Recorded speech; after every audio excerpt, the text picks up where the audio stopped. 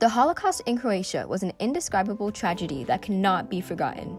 Hundreds of thousands of Serbs and Jews were brutally tortured and murdered in inhumane and horrifying concentration camps. This massacre must be brought to justice, and those responsible need to face the punishment of their acts.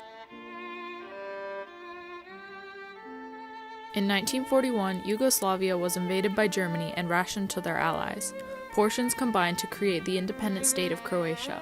Prior to the war, there was a lot of resentment in Croatia due to being forced to become a part of Yugoslavia in 1918. This resentment contributed to the formation of the Ustashi, a separatist nationalist group led by Ante Pavelić.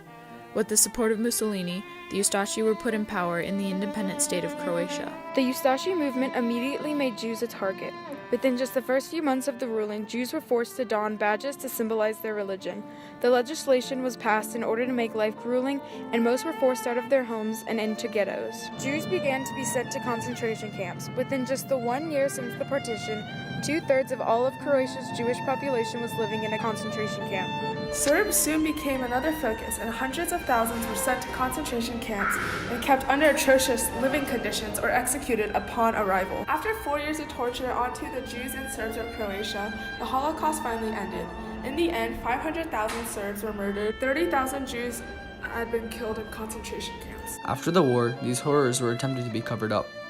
The first leader of Croatia after its independence, Franjo Tudman, wrote a book denying that the Holocaust happened. Those involved in the massacres were not persecuted for their crimes, and there was only one successful case of a Nazi being convicted and put in jail. The actions of Ante Pavelić and the Ustaša are unforgivable and left marks of horror on the Jews, Serbs, and Romani.